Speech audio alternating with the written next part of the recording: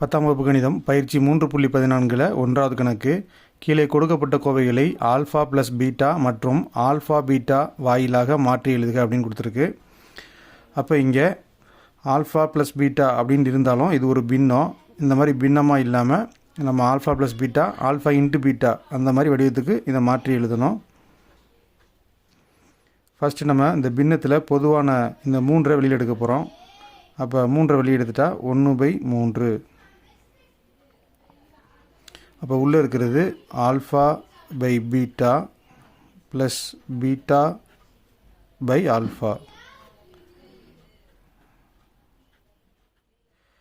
இப்போ இந்த 2 பின்னங்களையும் சுருக்கணும் அப்படின்னா குறுக்கு பெருக்கல் முறையில் நம்ம சுருக்கலாம். Alpha into alpha alpha square, beta into beta beta square. கீழே உள்ள 2ஐயும் பெருக்க போகிறோம். Alpha into beta alpha beta. தொகுதி ஆல்ஃபா ஸ்கொயர் ப்ளஸ் பீட்டா ஸ்கொயர்னு இருக்குது. அப்போ அதையும் மாற்றி அமைக்கணும். அப்போ ஆல்ஃபா ஸ்கொயர் ப்ளஸ் பீட்டா ஸ்கொயருக்கு நம்ம புக்கில் ஒரு ஃபார்முலா இருக்குது. Alpha plus beta the whole square -2 alpha beta. அதை நம்ம எழுத போகிறோம். இதுக்கு பதிலாக இது எழுத போகிறோம். அப்போ alpha plus beta the whole square -2 alpha beta by இந்த ஆல்ஃபா பீட்டா. இப்போ நம்ம இந்த 1/3 உள்ளே பெருக்க போகிறோம். காமனாக வெளியில் எடுத்த இந்த 3 உள்ளே திரும்பவும் பெருக்கிறோம். அப்போ 1 இன்ட்டு சம்திங் அதே தான். அப்போ alpha plus beta the whole square -2 alpha beta. 3 into alpha beta 3 alpha beta 3 alpha beta. இப்போ இதில் பார்த்தீங்கன்னா alpha plus beta alpha into beta alpha into beta அப்படின்ட்டு அவங்க கொடுத்தது மாதிரி நம்ம மாற்றி 2 இதுவும் பின்ன வடிவில் இருக்குது. இப்போ இதில் காமனாக இருக்கிற டேர்மை வெளியில் எடுத்துக்கிற போகிறோம். அப்போ காமனாக இருக்கிறது என்னென்னு பார்த்தீங்கன்னா இங்கே 2 ஆல்ஃபா இருக்குது, அங்கே 1 ஆல்ஃபா இருக்குது. அப்போ காமனாக 1 ஆல்ஃபா இருக்குது, அதை வெளியில் எடுத்துக்கிற போகிறோம். இங்கே 1 பீட்டா இருக்குது, இங்கே 2 பீட்டா இருக்குது. பீட்டா ஸ்கொயர்னால் பீட்டா இன்ட்டு பீட்டா. அப்போ 2 பீட்டாவில் 1 பீட்டா, இதில் 1 பீட்டா. அப்போ பீட்டா காமனாக இருக்குது, அதையும் வெளியில் எடுத்துக்கிற போகிறோம். இப்போ இதில் மிச்சம் இருக்கிறது பார்த்தீங்கன்னா ஒரே ஒரு ஆல்ஃபா மட்டும் இருக்கும். அப்போ 1/ஆல்ஃபா ப்ளஸ் இதில் மிச்சம் இருக்கிறது 2 பீட்டா இருந்ததில் 1 பீட்டா எடுத்தாச்சு. அப்போ மிச்சம் இருக்கிறது 1 பீட்டா 1/ஆல்ஃபா பீட்டா. இதை நம்ம எப்போதும் போல் குறுக்கு பெருக்கல் செய்ய போகிறோம்.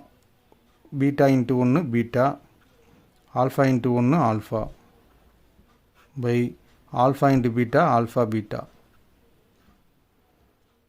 உங்களுக்கு தெரியும் பீட்டா ப்ளஸ் ஆல்ஃபாண்டாலும் ஆல்ஃபா ப்ளஸ் பீட்டானாலும் 2 ஒன்று தான். அப்போ 1 இன்ட்டு ஆல்ஃபா ப்ளஸ் பீட்டா அதே தான் வரும். அப்போ நம்ம எழுதும்போது alpha plus beta alpha first வர்ற மாதிரி எழுதிக்கிறோம். Alpha into beta alpha into beta alpha beta the whole square அப்படின்னு வரும். ஏன் அப்படின்னா இதனுடைய அடுக்கு 1 இதனுடைய அடுக்கு 1. அப்போ ஆல்ஃபா பீட்டா பெருக்கும்போது அடுக்குகளை கூட்டினா 2. அடுத்து ரோம் லெட்ரு 3 3 ஆல்ஃபா -1 3 பீட்டா -1ன்னு கொடுத்துருக்கு.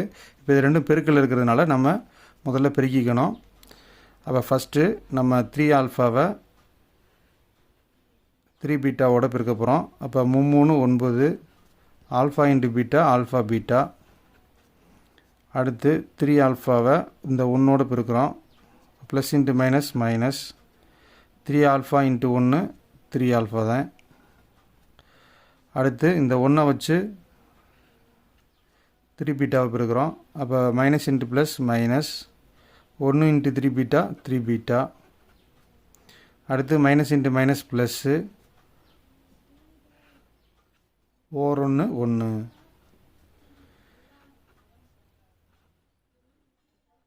இப்போ இதில் பார்த்தீங்கன்னா -3 காமனாக இருக்குது. அப்போ -3 வெளியே எடுத்துக்கிற போகிறோம். அப்போ -3 வெளியே எடுத்துட்டால் மிச்சம் இருக்கிறது ஆல்ஃபா ப்ளஸ் பீட்டா. இப்போ நமக்கு alpha into beta alpha plus beta கிடச்சிருச்சு. இப்போ இதுதான் ரோம் லெட்ரு 4 இதுவும் பின்னத்தில் இருக்குது. இதை நம்ம குறுக்கு பெருக்கல் செய்ய போகிறோம். அப்போ alpha into alpha plus 3 alpha into alpha plus 3. அடுத்து beta into beta plus 3 beta into beta plus 3 by alpha into beta alpha beta.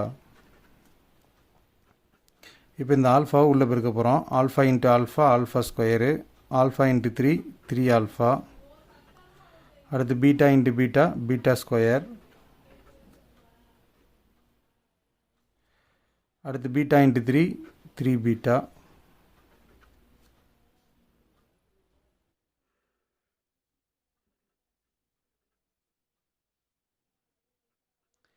இப்போ நம்ம ஆல்ஃபா ஸ்கொயரையும் பீட்டா ஸ்கொயரையும் பக்கத்தில் எழுதிக்கிற போகிறோம். அடுத்ததாக இந்த 3 ஆல்ஃபா 3 பீட்டாவை பக்கத்தில் எழுதிக்கலாம்.